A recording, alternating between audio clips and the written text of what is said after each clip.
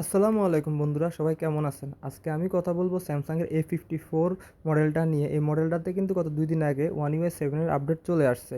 So এই আপডেটটা আমি অলরেডি আপডেটটা দিয়ে দিয়েছি। যাদের আপডেটটা আসছে বা আপডেট চেক করে দেখতে পারেন, আপডেটটা দিতে পারেন। প্রথম কথা হলো এটা।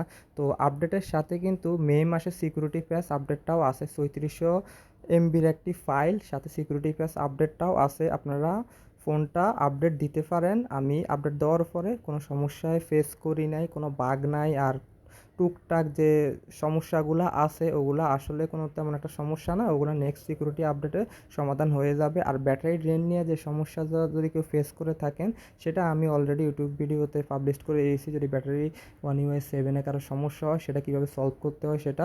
আর আপডেটটাতে অনেক কিছুই চেঞ্জ আসছে, অনেক কিছুই আপডেট আসছে। তার সাথে সাথে আগের থেকে অনেক স্মুথও হয়েছে। আর ডিসপ্লের ব্রাইটনেস আগে থেকে কিছুটা বাড়ছে। আর অ্যানিমেশনগুলো আগে থেকে আরও স্মুথ হয়েছে। আর আরেকটা ব্যাপারটা হলো, আপনারা আপডেট দেওয়ার সময় অবশ্যই ফোনটা যাতে হিট না হয় সেদিকে খেয়াল করবেন। কারণ হিট হলে ফোনে কিন্তু সমস্যা দেখা যায়, যেমন ডিসপ্লে রিলেটেড যতগুলো সমস্যা আছে সেগুলো হিটিং থেকে হয়।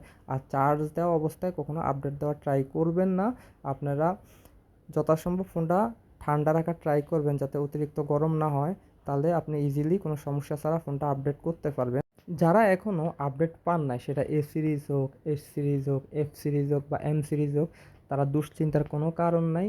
কারণ স্যামসাংয়ের কান্ট্রি ওয়াইজ আপডেট দিয়ে থাকে, কোয়ান্টাম ওয়াইজ, কান্ট্রি ওয়াইজ এক এক কান্ট্রিতে এক এক টাইমে আপডেট দিয়ে থাকে। যেমন সবগুলা কান্ট্রিতে একই ডেতে ওরা কখনোই আপডেট দেয় না। দেখা যায় ভিয়েতনাম ভেরিয়েন্টে আজকে আপডেট দিলে, তা কোরিয়া ভেরিয়েন্ট বা ইন্ডিয়ান ভেরিয়েন্টগুলোতে 2-4 দিন, 5 দিন, 10 দিনও লেট হয়ে যায়। সো টেনশন করার কোনো কারণ নেই। আর যারা আপডেট একান্তই পান না, ইউজড মার্কেট থেকে ফোন কিনছেন, তাদের জন্য আমি সমাধান নিয়ে আসবো। ধন্যবাদ।